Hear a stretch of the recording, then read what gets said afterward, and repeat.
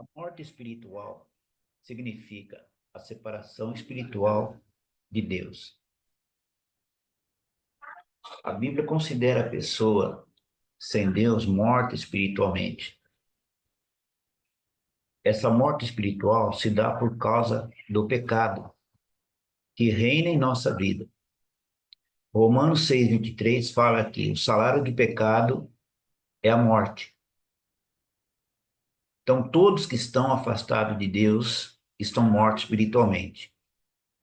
Quando nascemos, herdamos de Adão e Eva, que pecou no Éden, o... trouxe o pecado para toda a humanidade. Então, a terra ficou corrompida por conta do pecado que foi cometido no Éden, e isso foi dado uma legalidade para o demônio. Então, nessa condição de morte espiritual, né?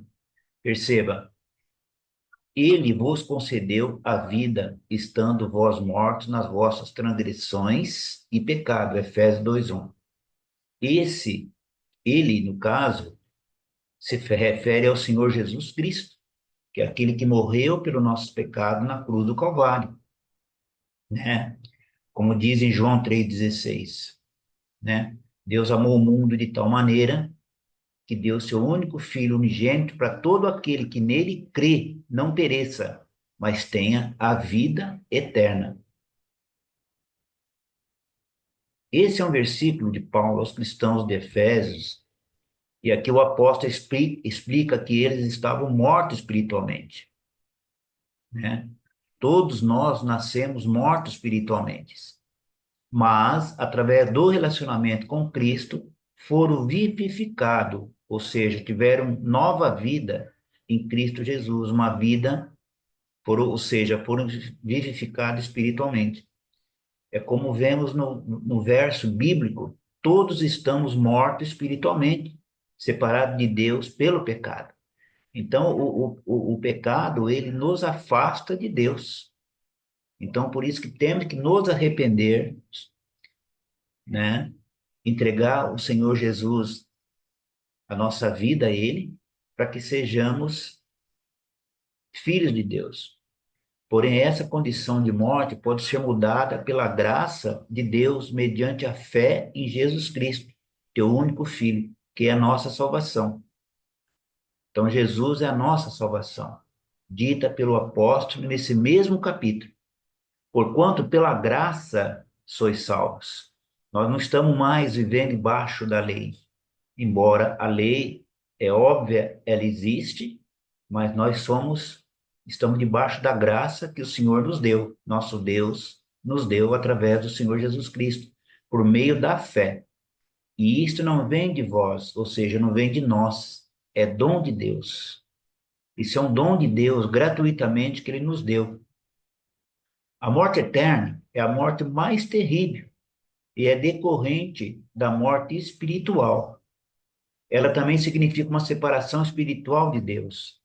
Ou seja, a pessoa que morre sem Deus, né, em pecado, não houve arrependimento, não se converteu, não entregou a vida para o Senhor Jesus, ela vai viver eternamente separado de Deus, longe de Deus, espiritualmente. Mas desta vez, uma separação eterna. Uma separação eterna. Nunca mais vai ter a chance, a oportunidade de ver Deus. A oportunidade é agora. É nessa terra, é nesta vida. É por isso que o Senhor Jesus veio na terra como homem, para que através dele, sendo homem, fez pecado por nós, e através desse pecado, ele nos salvou, através da morte na cruz, que também é chamada de segunda morte. Então, essa é a segunda morte. A morte eterna, a morte para sempre afastado de Deus.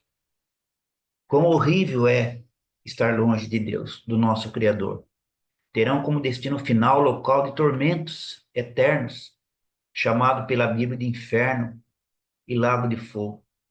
Apocalipse 20, 14 e 15 menciona isso.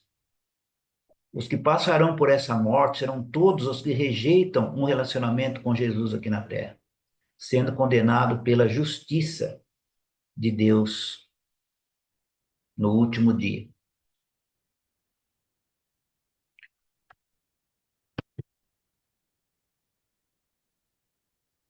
Jesus, ele é o único caminho para a vida eterna. Não existe outro caminho além do Senhor Jesus. Ele é a ponte que liga o homem arrependido a Deus. Então, sem Jesus não há salvação. Ele diz na própria palavra dele que ele é o caminho, a verdade e a vida. Ninguém vem ao Pai a não ser por ele somente. Não existe outro caminho. Jesus foi categórico em nos alertar sobre a prudência da vigilância. Por muitas vezes, ele se referia à sua vinda, que pegará muito de surpresa, e assim como as virgens nécias estarão com suas lâmpadas apagadas. Ou seja, a qualquer momento Jesus vai voltar. Não sabemos a hora, o momento que ele vai vir, porque ele mesmo falou, conversando com os discípulos, que nem ele nem os anjos sabem, a não ser só o Senhor Deus, que sabe a hora que o Filho do Homem vai vir buscar os salvos nele, os filhos dele. Então aqui retrata as virgens que estavam despreparadas, elas estavam adormecidas, elas estavam despreparadas, elas estavam fora da realidade daquilo que ela estava vivendo, ou seja, elas estavam despreparadas, elas cochilaram, elas estavam assim voltado para as coisas, às vezes, do mundo, preocupação do mundo, coisa desse tipo. E que muitas pessoas hoje estão mais voltadas para as coisas do mundo que as coisas de Deus.